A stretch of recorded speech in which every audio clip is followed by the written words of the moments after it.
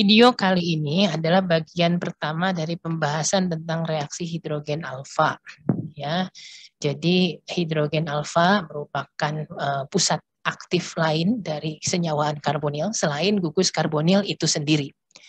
Jadi yang menarik dalam bab-bab sebelumnya kita mengkaji banyak reaksi pada aldehida, keton, asam karboksilat dan turunannya. Semua itu merupakan reaksi pada gugus karbonil. Dan baik melibatkan oksigen sebagai nukleofili maupun karbon sebagai elektrofilinya. Sehingga kita mengenal ada adisi nukleofilik, yaitu ketika nukleofili mengadisi karbon karbonil yang bermuatan positif. Nah, di bab ini dan bab selanjutnya kita akan membahas segi yang berbeda dari senyawa karbonil, yaitu reaksi yang melibatkan hidrogen alfa. Jadi atom hidrogen alfa adalah atom hidrogen yang terikat pada karbon alfa, yaitu karbon yang bersebelahan dengan C karbonil. Atom ini bersifat asam, kita bisa lihat pembandingannya antara H alfa dengan H beta, yang tidak lain disebabkan karena adanya tarikan elektron dari gugus karbonil. Gugus karbonil, atom karbonnya bermuatan positif, dan ini memicu tarikan elektron yang menyebabkan karbon alfa juga bermuatan parsial positif, dan hidrogen alfa yang diikatnya juga parsial positif. Sehingga ketika basa datang, hidrogen alfa ini sudah cukup positif untuk bisa dilepaskan sebagai H+, atau dengan kata lain kurang terperisai. Alasan lain mengapa hidrogen alfa ini bersifat asam ialah karena stabilitas resonans dari basa konjugasinya. Jadi ketika basa mengambil proton, menyisakan karbon alfa bermuatan parsial negatif seperti ini, terbentuk apa yang disebut dengan karbanion, yaitu atom karbon yang bermuatan negatif. Kebalikan dari karbokation yang telah kalian pelajari lebih dahulu di organik 1.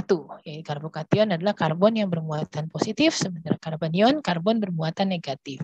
Istimewanya, karbon bermuatan negatif ini dapat mendelokalisasikan pasangan elektron bebasnya ke gugus karbonil sehingga terbentuk struktur kanonik resonans enolat.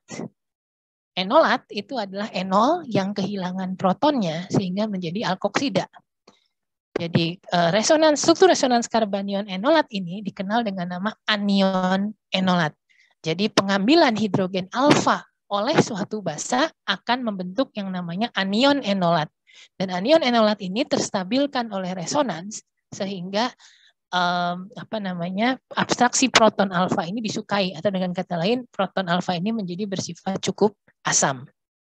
Di slide ini ditunjukkan perbandingan nilai pKa dari berbagai senyawa karbonil serta nitril ya. Nah, kita bisa melihat dengan pembanding metanol yang memiliki pKa 16, senyawa asil halida memiliki pKa yang sama. Asil klorida di sini ditunjukkan. Senyawa aldehida dan senyawa keton itu juga pKa-nya lebih besar daripada metanol. Artinya, meskipun kita mempelajari keasaman hidrogen alfa dan kita sudah mengetahui dalam slide sebelumnya bahwa hidrogen alfa bersifat asam, asam itu bukanlah asam kuat, melainkan juga asam yang lemah. Dan kita lihat karena pKa dari metanol lebih kecil daripada pKa aldehida atau keton, hidrogen alfanya maksudnya, maka basa dari metanol, yaitu basa natrium metoksida, itu tentu saja tidak cukup kuat untuk dapat membasahkan atom hidrogen alfa pada senyawa karbonil aldehida dan keton tersebut. Kita tahu bersama bahwa untuk bisa mendeprotonasi hidrogen alfa dari suatu senyawa, maka dibutuhkan basa konjugat yang lebih kuat tentunya. Basa konjugat yang lebih kuat itu berarti menuntut pKa asamnya itu lebih tinggi. Jadi kita harus menggunakan basa konjugat dari asam yang pKa-nya lebih besar dari 17 atau 19. Metanol di sini memiliki pKa kurang dari itu, yaitu 16. Maka metanol basa konjugasinya tidak bisa dipakai untuk membasahkan atau mendeprotonasi hidrogen alfa dari aldehida atau keton. Ya, apalagi ketika kita bicara tioester, ester, nitril, dan amida yang memiliki pKa lebih besar lagi, 21 sampai dengan 30.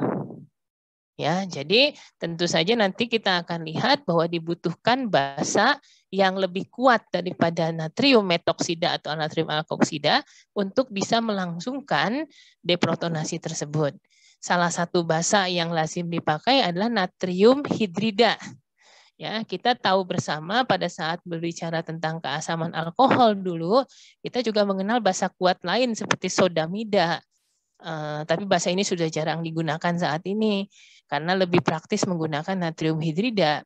Kemudian ada basa lain yang kita kenal yaitu natrium atau kalium. Basa itu juga jarang dipakai untuk keperluan karbonil karena adanya PeB pada oksigen di sini itu bisa berinteraksi dengan elektron pada natrium atau kalium tersebut juga.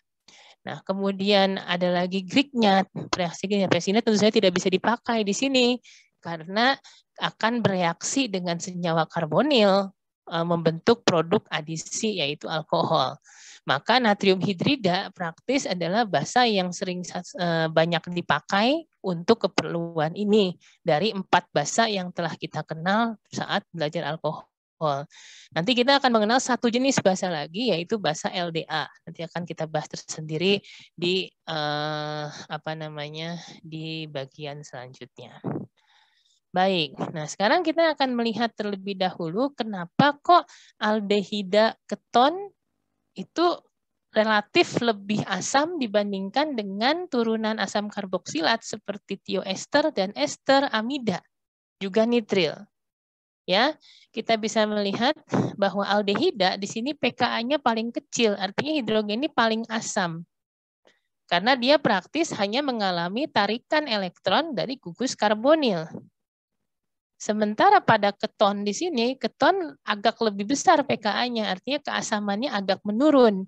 Itu karena selain proton ini menerima tarikan dari gugus karbonil, metil yang lain atau gugus alkil yang lain akan memberikan dorongan elektron sehingga melawan efek tarikan elektron dari gugus karbonil tersebut atau dengan kata lain sedikit melemahkan tarikan elektron dari gugus karbonil. Jadi keberadaan gugus alkil kedua yang memberikan gugus dorongan elektron, memberikan sifat dorongan elektron, itulah yang menyebabkan keton kalah asam dibandingkan aldehida.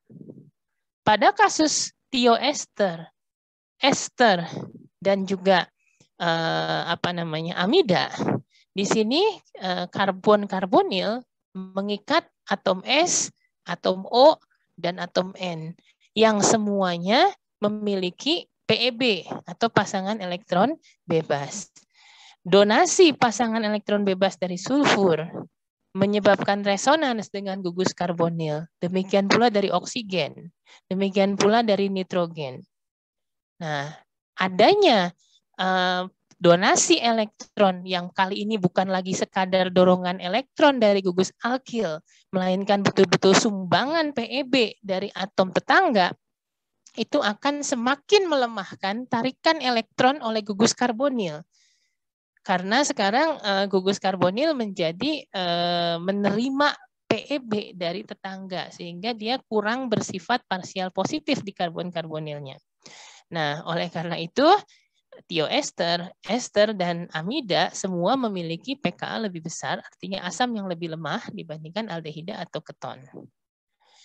Nah, ester yang mengikat atom oksigen itu adalah atom yang paling elektronegatif di sini ya. Sementara kita tahu nitrogen itu kurang elektronegatif dibandingkan oksigen. Karena nitrogen kurang elektronegatif, PeB pada atom nitrogen kurang terikat kuat pada atom N dibandingkan pada atom O. Akibatnya, sumbangan PeB dari N ke gugus karbonil akan berlangsung lebih mudah dibandingkan sumbangan elektron PeB dari oksigen. Oleh karena itu, amida jauh lebih lemah kebasaannya dibandingkan ester. Karena di kasus amida, gugus karbonil ini jauh lebih dilemahkan dibandingkan pada ester karena sumbangan PEB dari N yang mengalir lebih lancar dibandingkan sumbangan PEB dari O. Ya. Nah, jika demikian halnya, seharusnya tioester juga kurang asam dibandingkan dengan ester. Harusnya pKa-nya lebih besar dari 25. Tapi kenapa pada tioester justru pKa-nya itu hanya 21 atau lebih kuat justru keasamannya daripada ester? Ya, seperti kita pelajari di bab sebelumnya, tioester ini memang sering menunjukkan perilaku yang berbeda dari rekan-rekan turunan asam karboksilatnya. Dan di sini lagi-lagi faktor ukuran atom S yang berada di periode 3 yang lebih besar daripada karbon dan oksigen yang di periode 2 menyebabkan resonans atau delokalisasi PEB menjadi kurang mengalir dengan lancar karena perbedaan ukuran tersebut. Karena pembentukan ikatan pi-nya menjadi tidak mengalir lancar karena kita bisa bayangkan yang satu orbital P-nya lebih besar daripada orbital P yang lain sehingga tumpang tindihnya pasti tidak akan sempurna. Itu sebabnya meskipun di sini terjadi delokalisasi PEB atom S, delokalisasinya itu tidak sebaik pada ester. Meskipun S yang kurang elektronegatif seharusnya punya kecenderungan lebih mudah mendelokalisasikan elektronnya. Itulah sebabnya ukuran yang S yang lebih besar yang menghambat delokalisasi, itulah yang menyebabkan kenapa karbonil di tioester tidak sebegitu dilemahkan dibandingkan dengan pada ester. Itu sebabnya pKa-nya justru menjadi lebih kecil atau dia lebih asam daripada ester. Nah, pada kasus nitril, nah ini kasusnya tentu tidak bisa disamakan dengan tioester, ester, dan amida ya. Di sini kita bisa melihat bahwa C rangkap 3N dapat kita bandingkan dengan C rangkap 2O di sini. Jadi C rangkap 2O penarik elektron meningkatkan keasaman, C rangkap 2N juga penarik elektron meningkatkan keasaman. Tapi di sini yang menarik adalah atom oksigen. Sementara di sini yang menarik adalah atom nitrogen. Padahal tarikan oleh atom nitrogen itu tidak sekuat tarikan oleh atom oksigen. Itu sebabnya kenapa di sini proton di sini kurang tertarik oleh N dibandingkan proton di sini tertarik oleh oksigen. Itu yang menyebabkan lebih lemahnya tarikan elektron Cn dibandingkan tarikan elektron Co. Itu yang menyebabkan pKa nitril jauh lebih besar daripada keton atau dia kurang bersifat asam. Ya, demikian penjelasan terhadap dua pertanyaan ini, dua-duanya sudah terjawab semuanya. Nah, tadi saya menyinggung sedikit ada basa yang namanya LDA atau litium diisopropil amida. Nah, basa ini dibuat dengan mereaksikan butil litium pada diisopropil amina. Kita bisa lihat di sini diisopropil amina memiliki pKa 38.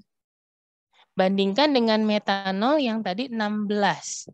Itu sebabnya tadi metanol basa konjugatnya tidak bisa dipakai karena pKa-nya terlalu kecil.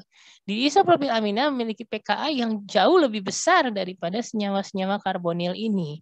Oleh karena itu di isopropil amina jika dibasahkan, basa konjugasinya dapat dipakai untuk mendeprotonasi hidrogen alfa pada senyawa-senyawa karbonil ini. Dan basa itu kita kenal dengan litium diisopropil amida. Nanti kita akan melihat bagaimana andil dari litium dan juga rantai samping isopropil di sini untuk membantu proses deprotonasi tersebut. Ya, kita lihat butana di sini pKa-nya 50, makanya butana bisa dipakai untuk mendeprotonasi di isopropil amina. Jadi perhatikan ya, basa konjugasi dari asam yang pKa-nya lebih besar dapat digunakan untuk mendeprotonasi suatu senyawa. Itu kriterianya. Sudah kita pelajari itu di kimia organik 1 saat mempelajari asam basa. Nah, jika suatu senyawa memiliki 2 gugus karbonil yang terpisah oleh satu atom karbon, atau artinya dia suatu senyawa beta dikarbonil, kita bisa lihat bahwa pKa-nya menjadi jauh lebih kecil. Di sini kita lihat kalau dia beta di keton, dia 9. Kalau dia beta ketoester, 11. Kalau dia beta di ester, 13.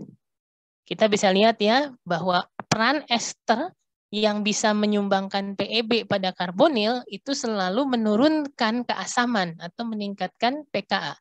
Sehingga ketika ada satu ester, pKa-nya jadi 11. Ketika ada 2 ester, pKa-nya jadi 13. Ketika tidak ada ester, pKa-nya 9. Nah, hal lain yang perlu dicatat sini adalah dengan pKa yang 9, 11, dan 13. Berarti sekarang dia menjadi jauh lebih asam daripada karbonil yang tadi kita bahas di slide sebelumnya, yang hanya satu gugus karbonilnya. Oleh karena ini nilainya lebih besar daripada pKa metanol yang 16. Maka dari itu, untuk senyawa beta dikarbonil, kita bisa menggunakan basa alkoksida, yaitu basa natrium metoksida atau natrium etoksida untuk mendeprotonasi hidrogen alfa yang diapit oleh 2 gugus karbonil. Ya, nanti di bab ini kita akan mempelajari contoh-contoh senyawa beta dikarbonil ini seperti ada ester asetoasetat, kemudian ya seperti ester malonat. Nah, itu semua memiliki hidrogen alfa yang diapit oleh 2 gugus karbonil. Maka nanti Anda akan pelajari bahwa basa yang dipakai adalah basa alkoksida, bukan basa LDA atau yang lain, karena kita tahu basa alkoksida bisa mendeprotonasi atom H-alfa yang diapit oleh 2 gugus karbonil karena sifatnya yang lebih asam. Perhatikan juga bahwa kalau di sini adalah basa yang digunakan biasanya disesuaikan dengan gugus esternya, gugus alkoksi pada esternya. Kalau di sini ada gugus metoksi, maka kita pakai basa metoksida. Kalau kita pakai gugus etoksi, maka kita pakai gugus etoksida. Kita tahu kalau kita bekerja dengan suatu ester, kita jangan menggunakan basa hidroksida ya, OH-, karena nanti yang terjadi bukan OH-nya itu mendeprotonasi hidrogen alfanya, melainkan OH- itu justru malah akan menghidrolisis esternya. Karena kita ingat ester juga rentan terhadap hidrolisis oleh basa hidroksida terutama dalam pelarut berair. Itu makanya kenapa pelarut yang dipakai untuk reaksi ini itu diusahakan harus bebas air. Pelarut yang dipakai biasanya adalah pelarut alkohol yang merupakan konjugat dari basa yang dipakai. Misalnya kalau kita pakai basa metoksida berarti pelarutnya metanol. Kalau kita pakai basa etoksida berarti basanya etanol. Tapi pelarut itu haruslah pelarut yang dalam tanda kutip kering, artinya bebas air. Karena jika ada air, maka hidrolisis ester tidak terelakkan akan terjadi. Baik. Nanti itu akan kita bahas lebih detail ketika mempelajari penggunaan ester malonat dan ester asetoasetat di dalam sintesis pada video bagian berikutnya. Di bagian ini kita akan lanjutkan dulu membahas mengapa senyawa beta dikarbonil itu lebih asam daripada kalau karbonilnya hanya satu. Tentu saja hal ini erat kaitannya dengan karena sekarang ada 2 gugus karbonil, maka ada 2 gugus penarik elektron. Kalau di sini ditarik ke kiri, ditarik ke kanan, maka hidrogen alfa di sini akan menjadi lebih bermuatan parsial positif lagi karena tarikan elektron dari gugus karbonil. Artinya dia akan lebih mudah untuk dilepaskan sebagai H+ atau semakin kurang terperisai istilahnya. Ya. Nah, itu penjelasan pertama. Nah, penjelasan lain tentu saja ketika proton ini sudah dilepas, artinya sudah membentuk karbanion di sini, sekarang karbanion bisa mendelokalisasikan PEB-nya bukan hanya ke satu gugus karbonil, tetapi juga bisa dengan dengan gugus karbonil yang lain. Sehingga kita bisa lihat ada 3 struktur kanonik resonans yang terbentuk. Dengan kata lain, stabilisasi resonansnya menjadi lebih besar. Ya, itu sebabnya 2 faktor inilah yang menyebabkan kenapa senyawa beta dikarbonil lebih asam ketimbang kalau hanya ada 1 gugus karbonil. Nah, implikasi dari adanya hidrogen alfa tersebut adalah terjadi yang namanya tautomerisasi atau tautomerisme ketoenol. Jadi apa itu tautomer? Tautomer itu adalah isomer konstitusi, jadi termasuk isomer struktur yang mudah diantarubahkan dengan migrasi suatu atom atau gugus dalam molekul. Pada kasus ketoenol, atom hidrogen yang mengalami migrasi. Migrasinya dari mana? Kalau di keto dia sebagai hidrogen alfa, kalau di enol dia menjadi terikat pada O. Nah, tautomerisme ini dikenal dengan nama tautomerisme jenis prototropi, yaitu hanya melibatkan migrasi atom H. Seperti ini kira-kira prosesnya. Jadi hidrogen yang semula terikat pada karbon alfa atau hidrogen alfa pada bentuk keto, itu akan berpindah menjadi terikat pada oksigen pada tautomer enol. Implikasinya tentu saja terjadi perubahan posisi ikatan rangkap 2 di sini. Begitu. Ingat baik-baik perubahannya ya, hidrogen alfa pindah ke terikat oksigen, rangkap yang semula C karbon O menjadi C karbon C. Itu adalah tautomerisme ketoenol atau prototropi ketoenol. Bentuk keto umumnya adalah bentuk yang dominan ya daripada bentuk enol. Jadi kalau tidak ada satu faktor yang menstabilkan bentuk enol, hampir semua senyawa terisolasi sebagai bentuk enol. Jadi kalau Anda menggunakan astaldehida misalnya, hampir 100%-nya ya bentuknya aldehida begini. Hanya sangat sangat sedikit yang bentuknya enol demikian. Aseton, Anda bisa lihat di sini ada yang sampai sedemikian teliti ya, mengukur ada lebih dari 99% keto dan hanya 1,5 kali 10⁻⁴% sebagai enol. Sikloheksanon 98,8 dan 1,2. Jadi ketika Anda bekerja dengan senyawa-senyawa ini jangan khawatir bahwa bentuk enol akan mengganggu. Bahkan kalau misalnya asam karboksilat, ester dan amida, bentuk enol praktis negligible. Jadi hampir tidak ada. Ya. Gitu. Nah, perlu ada faktor-faktor khusus untuk bisa menstabilkan bentuk enol dibandingkan dengan ketonya. Jadi misalnya pada kasus 2,4 pentanadion. Di sini bentuk ketonya tuh hanya 24%. Tapi bentuk enol yang melibatkan hidrogen alfa yang diapit oleh 2 karbonil, yaitu ini, berjumlah 76%. Meskipun perhatikan juga bahwa bentuk enol yang melibatkan karbon alfa yang di ujung, yang tidak diapit oleh 2 karbonil, tidak terbentuk. Berarti keistimewaan enol di sini benar-benar spesifik untuk hidrogen alfa yang diapit oleh 2 karbonil ini.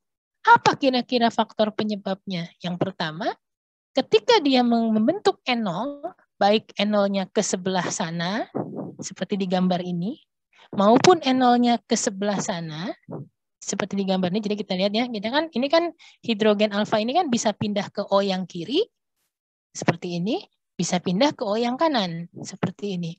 Nah, baik O yang kiri maupun O yang kanan, Anda perhatikan semuanya memungkinkan terjadi ikatan hidrogen intramolekul dalam suatu struktur segi 6, sehingga dia sangat terstabilkan bentuk enolnya. Belum lagi di dalam bentuk enol tersebut terdapat konjugasi ikatan rangkap yang semakin menstabilkan enol tersebut. Tanpa stabilisasi itu, bentuk enol tidak bisa mendominasi bentuk keto. Faktor lain yang bisa menstabilkan itu adalah faktor aromatisasi. Jadi kalau kita lihat di sini, ini saya terbalik ya, harusnya fenol itu bentuk enol, maaf saya salah. Sementara 24 sikloheksadienon adalah bentuk ketonya. Jadi ini kita lihat sebagai enol, hidrogen di O sekarang pindah ke C alfa, sehingga ini rangkapnya pindah dari CC menjadi CO. Tentunya semua orang tahu bahwa fenol itu 100% bentuknya begini, dan kita tidak pernah menjumpai bentuk enol, bentuk ketonya, yaitu ini. Ini adalah satu bukti lagi bahwa kearomatikan itu sangat menstabilkan struktur kimia. Sehingga kalau suatu struktur harus berubah dengan mengorbankan kearomatikannya, itu perubahan itu akan sangat tidak disukai. Makanya dalam kasus fenol kita menjumpai hampir 100% bentuknya ya fenol, bentuk ini maaf sekali lagi salah, ini bentuk enol, sementara ini adalah bentuk keto ya. Jadi 3 faktor tadi ya, ikatan hidrogen intramolekul, konjugasi, kemudian aromatisasi, itulah yang bisa menstabilkan bentuk enol dibandingkan ketonya. Tanpa itu bentuk keto yang akan mendominasi. Nah, terdapat beberapa reaksi yang bisa berlangsung melalui bentuk enol atau anion enolat ya. Reaksi yang pertama adalah reaksi rasemisasi. Jadi begini, misal ini terjadi kalau senyawa karbonil yang memiliki hidrogen alfa itu kiral di C alfanya. Jadi kita lihat nih C alfanya kiral. Ya, C alfanya kiral, maka ketika proton dideprotonasi oleh basa, lalu terbentuk anion enolat di sini, terbentuk bentuk enol seperti ini, yang bentuk enol itu akiral. Maka ketika kemudian proton yang lepas tadi masuk kembali ke dalam struktur enol ini, karena bentuk ini bentuknya datar, maka kita bisa masuk H ini dari arah depan lagi, atau justru dari arah belakang. Akibatnya struktur yang tadinya kiral ini, kalau diasamkan atau kalau dibasahkan atau diasamkan, itu akan membentuk campuran rasemik atau rasemat ya dari produk itu. Makanya dikatakan rasemisasi. Melibatkan katalis asam atau basa berlangsung melalui bentuk enol yang akiral, dan saat kembali ke bentuk keto akan menghasilkan rasemat. Mekanismenya ada mekanisme berkataliskan basa, ada mekanisme berkataliskan asam. Kalau berkataliskan basa selalu ya sudah karakternya jelas, basanya basa kuat. Basa kuat itu bisa langsung mendeprotonasi H alfa, membentuk enolat. Lalu enolat yang terbentuk akan diubah menjadi enol yang akiral tadi dengan mengambil proton dari suatu pelarut. Pelarut itu biasanya asam konjugasi dari basa kuat yang digunakan, sehingga melepas lagi nanti basa yang digunakan di awal tadi. Jadi makanya basa berperan sebagai katalis di sini. Jadi ini adalah proses mekanistik untuk dari bentuk keto ke bentuk enol melalui katalis basa. Sementara kalau menggunakan katalis asam, selalu yang punya andil pertama adalah O-karbonil. Dia akan mengambil proton, sehingga CO ini menjadi terprotonasi, dan karbon ini menjadi semakin positif, teraktifkan, sehingga air sekarang bisa mengambil proton, membentuk rangkap ke sini, membuka OH, membentuk lagi-lagi enol yang akiral. Jadi ini sebenarnya adalah mekanisme tautomerisasi ketoenol dengan katalis basa dan dengan katalis asam yang jika berlanjut akan menyebabkan rasemisasi. Jadi kalau Anda diminta gambarkan tautomerisasinya lengkap dengan mekanismenya, ya tinggal gunakan mekanisme yang ada di sini. Itu adalah reaksi yang pertama. Nah, Anda sudah bisa menjawab soal-soal yang diberikan di sini ya. Karena saya banyak mengambil dari buku Solomon untuk bab-bab terkait senyawa karbonil, soal-soalnya juga sebagian besar diambil dari Solomon, dari buku Solomon. Tentunya kalian tetap juga bisa mengerjakan soal di buku McMurray ya, yang menjadi pegangan kita. Silahkan dicoba dijawab, tentu bisa bertanya jika ada yang tidak dipahami. Reaksi yang kedua yang melibatkan hidrogen alfa tadi adalah reaksi halogenasi keton.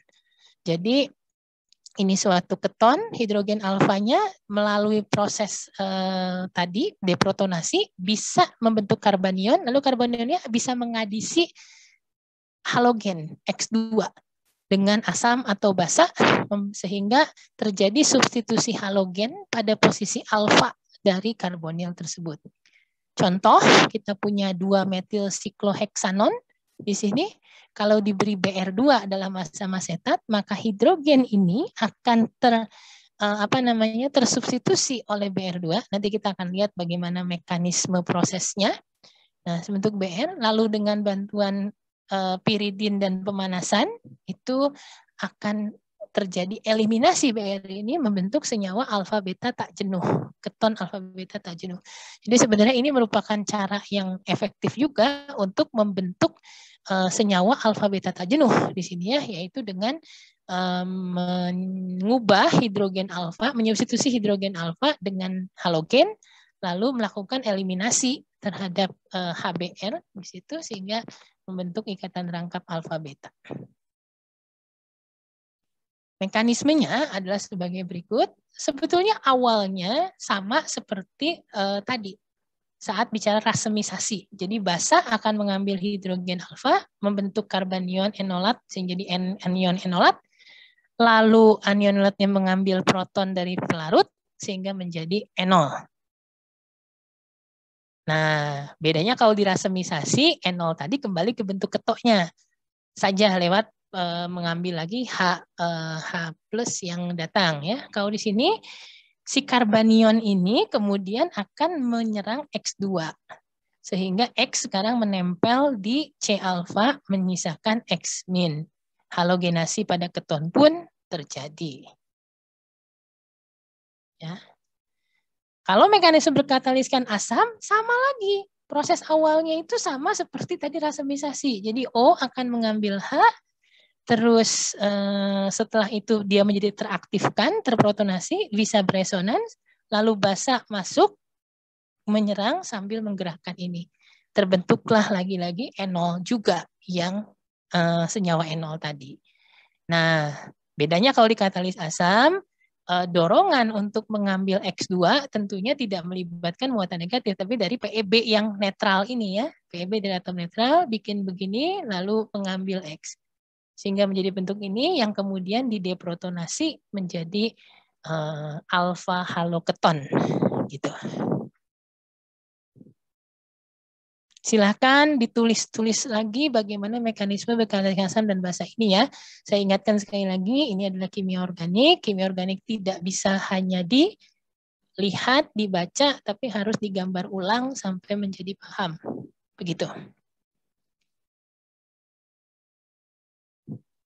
Nah, salah satu reaksi yang menjadi aplikasi dari reaksi halogenasi alfa pada senyawa karbonil itu dinamai reaksi HVZ atau reaksi Hell-Volhard-Zelinsky. Jadi kita punya asam karboksilatnya bisa mengalami brominasi di posisi alfa dengan menggunakan dua tahap reaksi. Tahap pertama menggunakan BR2 dan PBR3, lalu tahap berikutnya dengan air. Jadi sebetulnya pada proses ini yang terjadi pertama adalah COOH diubah dulu menjadi asil bromida. Jadi COBr COBr ya. Lalu COBr ini mengalami enolisasi yang kemudian bisa menarik BR berikutnya masuk ke posisi alfa. Nah, setelah itu air di sini fungsinya adalah menghidrolisis asil halida tadi kembali menjadi asam karboksilat. Jadi netonya akhirnya adalah halogenasi alfa pada asam karboksilat. Tapi sebetulnya melalui tahapan asil bromida terlebih dahulu. Ya. Reaksinya cukup baik dengan rendemen yang tinggi 90%, hanya sayangnya tidak mudah melakukan reaksi dengan PBr3 di Indonesia karena sulitnya mendapatkan reaksi ini, ya. Itu adalah reaksi yang kedua. Sekali lagi saya ingatkan ya, di pojok kanan bawah ini selalu saya tuliskan nomor 224 sampai 226. Ini adalah nomor subbab buku McMurray yang bisa Anda jadikan pegangan untuk mengerjakan soal-soal di buku McMurray. Jadi materi ini tuh berhubungan dengan 224 sampai 226 di McMurray. Karena kebanyakan saya ambil dari Solomon. Nah, reaksi yang ketiga yang juga melibatkan hidrogen alfa adalah reaksi haloform. Jadi dalam reaksi haloform ini kita menggunakan senyawa metil karbonil. Metil karbonil itu adalah senyawa karbonil yang gugus karbonilnya bersebelahan langsung dengan gugus metil. Jadi ada gugus CH3C rangkap 2O. Nah, kalau metil karbonil ini direaksikan dengan halogen dan basa, maka halogenasinya itu tidak hanya berlangsung satu kali seperti kalau tadi di halogenasi keton. Halogenasi keton kan dengan X2 hasilnya adalah masuk 1X. Nah, kalau pada metil keton, maka halogenasi hampir selalu berlangsung berganda sampai tidak ada lagi hidrogen alfa di sana. Jadi hidrogen alfa pertama diambil, masuk X pertama. Hidrogen alfa kedua diambil, masuk X yang kedua. Hidrogen alfa ketiga diambil, masuk X yang ketiga, sampai terbentuk ini, CX3. Menempel pada gugus karbonilnya. Melepaskan 3X- dan 3 molekul air. Nah, kalau misalnya digunakan basanya adalah basa NaOH berair, ya, sehingga terbentuk yang namanya larutan hipohalit melalui reaksi X2 tambah 2 NaOH menjadi NaOX ditambah NaX ditambah H2O, maka produk trihalo ini akan mengalami reaksi lanjutan. Jadi si OH- ini karena sekarang sudah tidak punya hidrogen alfa lagi untuk diambil, maka akan melakukan adisi nukleofilik terhadap C karbonil. Dilanjutkan dengan eliminasi, melepaskan gugus pergi CX3- ini, yaitu melepaskan anion trihalometil. Sehingga terbentuk, di sini ada C6H5COOH, di sebelah sana ada CX3-. Karena CX3- ini adalah basa yang kuat, maka dia akan mudah menarik proton dari asam karboksilat sehingga menjadi CHX3 dan menyisakan C6H5COO- di sini atau RCOO- di sini. Nah, RCOO- itu adalah anion karboksilatnya, sementara CHX3 itu adalah dikenal dengan nama haloform. Terbentuknya haloform inilah yang menyebabkan kenapa reaksi disebut reaksi haloform. Begitu. Mekanismenya sebenarnya sudah saya singgung lewat pembicaraan tadi. Jadi basa mengambil proton alfa, bentuk karbanion menyerang X2. Masuklah X pertama. Prosesnya diulang, basa mengambil lagi proton kedua, lalu karbanion menarik lagi X, maka terbentuk halogenasi kedua. Diulang lagi yang ketiga sampai semuanya menjadi X. Yang menarik di sini adalah perlu diingat kenapa kok halogenasinya bisa berganda pertama, kedua, ketiga. Karena setiap masuk X ke C alfa, tentunya kan tarikan elektron pada C alfa ini semakin bertambah. Karena yang tadinya hanya ditarik oleh C karbonil, sekarang ditarik oleh X. Itu sebabnya proton-proton ini akan menjadi semakin asam dengan adanya penambahan X. Jadi X pertama asam meningkat, maka masuk X kedua. Hal yang terakhir lebih asam lagi, sehingga terjadi halogenasi berganda itu pasti terjadi dalam kondisi ini. Nah, sementara tadi ketika sudah tidak ada lagi hidrogen alfa bisa diambil, dan itu juga alasannya kenapa yang sebelah kiri kita pilih C6H5, itu supaya di sebelah kiri ini tidak ada lagi hidrogen alfa yang bisa diambil oleh H-, supaya fokus reaksinya pada metil ketonnya atau metil karbonilnya. Maka OH- ini akan melakukan adisi nukleofilik, membentuk ini, kemudian terjadi eliminasi. Ya, Anda sudah kenal apa yang namanya adisi nukleofilik eliminasi itu, yaitu reaksi totalnya adalah substitusi asil nukleofilik. Ya, reaksi yang kita pelajari di video tentang turunan asam karboksilat.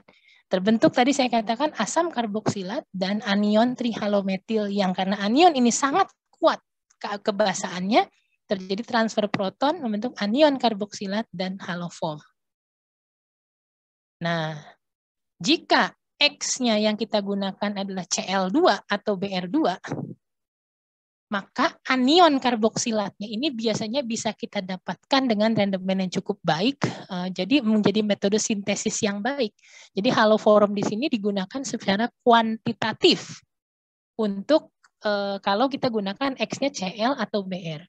Itu bisa terjadi karena produk haloform dengan Cl, CHCl3 itu kan kloroform, CHBr3 itu bromoform, itu akan cenderung masuk di fase organik, memisah dari anion asam yang masuk ke fase air.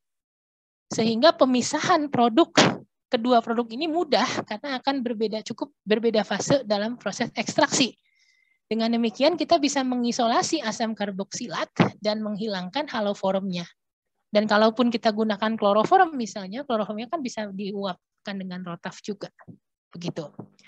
Tetapi kalau X-nya ini kita gunakan I, nah produk CHI3, karena I yang atomnya berat dibandingkan dengan Cl dan Br, maka CHI3 ini bentuknya padatan, berwarna kuning.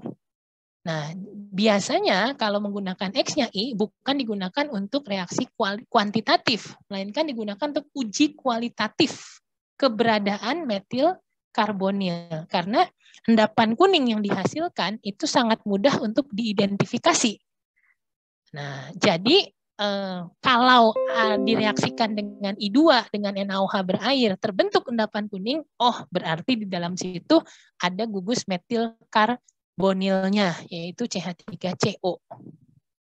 Dan sebetulnya bukan hanya CH3CO, tapi juga bisa menjadi identitas dari keberadaan metil karbinol. Metil karbinol itu CH3, CHOH, alkohol sekundernya. Nah, karena I2 itu adalah oksidator lemah. I2 itu bisa mengoksidasi metil karbinol tadi sehingga menjadi metil karbonil, dan metil karbonil ini kemudian akan bereaksi positif dengan uji iodoform. Maka uji iodoform itu adalah lazim digunakan untuk mengidentifikasi metil karbonil atau metil karbinol. Metil karbonil memiliki CH3C rangkap 2O, metil karbinol memiliki CH3CHOH. Contohnya apa? Kita punya benzaldehyde, kita punya asetaldehida, kita punya aseton, kita punya misalnya 2-pentanon atau metil isobutil keton, ya. Itu contoh-contoh senyawa dengan gugus metil karbonil. Sementara yang punya metil karbinol contohnya apa ya? 2-propanol, 2-butanol, 2-pentanol dan lain-lain.